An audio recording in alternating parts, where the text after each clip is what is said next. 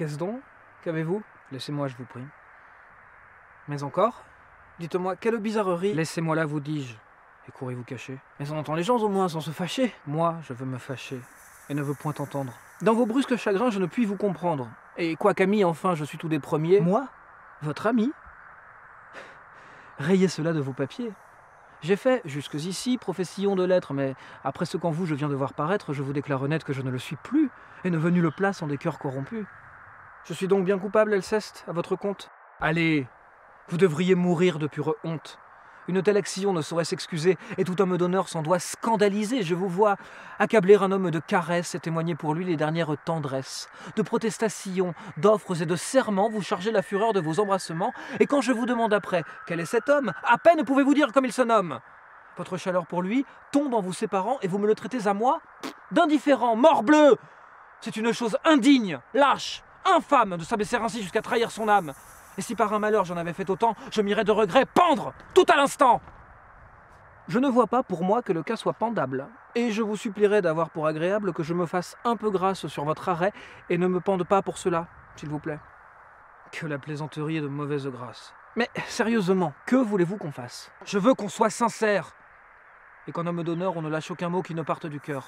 Lorsqu'un homme vous vient embrasser avec joie, il faut bien le payer de la même monnaie, répondre comme on peut à ses empressements et rendre offre pour offre et serment pour serment. Non, je ne puis souffrir cette lâche méthode qu'affectent la plupart de vos gens à la mode, et je ne hais rien tant que les contorsions de tous ces grands faiseurs de protestations, ces affables d'honneur d'embrassades frivoles, ces obligeants diseurs d'inutiles paroles, qui, de civilité, avec tous font combat et traitent du même air l'honnête homme et le fat.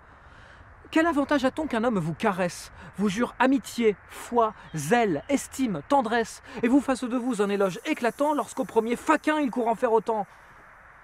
Sur quelque préférence une estime se fonde, et c'est n'estimer rien qu'estimer tout le monde. Je veux qu'on me distingue. Et pour le trancher net, l'ami du genre humain n'est point du tout mon fait. Mais quand on est du monde, il faut bien que l'on rende quelques devoirs civils que l'usage demande. Non, vous dis-je. On devrait châtier sans pitié ce commerce honteux de semblants d'amitié. Je veux que l'on soit homme, et qu'en toute rencontre, le fond de notre cœur dans nos discours se montre. Il est bien des endroits où la pleine franchise deviendrait ridicule, et serait peu permise. Et parfois, n'en déplaise à votre austère honneur, il est bon de cacher ce qu'on a dans le cœur. Serait-il à propos, et de la bienséance, de dire à 1000 gens tout ce que d'eux on pense?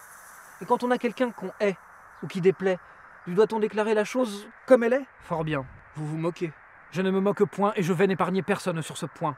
J'entre en une humeur noire, en un chagrin profond quand je vois vivre entre les hommes comme ils font.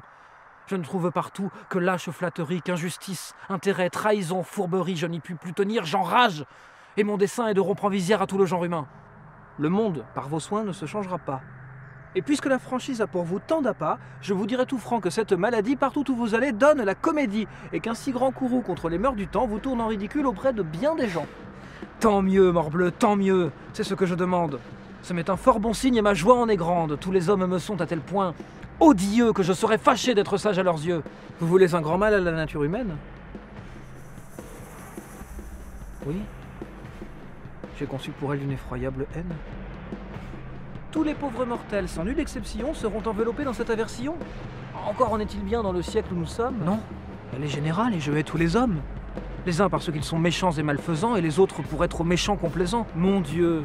Des mœurs du temps mettons-nous moins en peine et faisons un peu grâce à la nature humaine. J'observe, comme vous, 100 choses tous les jours qui pourraient mieux aller prenant un autre cours, mais quoiqu'à chaque pas je puisse voir paraître, en courroux, comme vous, on ne me voit point être. Et je crois qu'à la cour, de même qu'à la ville, mon flegme est philosophe, autant que votre bile. Mais ce flegme, monsieur qui raisonnait si bien, ce flegme pourra-t-il ne s'échauffer de rien? Et s'il faut par hasard qu'un ami vous trahisse, que pour avoir vos biens on dresse un artifice ou qu'on tâche à semer de méchants bruits de vous, verrez-vous tout cela sans vous mettre au courroux? Je me verrai trahir, mettre en pièces, voler sans que je sois? Morbleu, je ne veux point parler tant ce raisonnement est plein d'impertinence. Ma foi, vous ferez bien de garder le silence.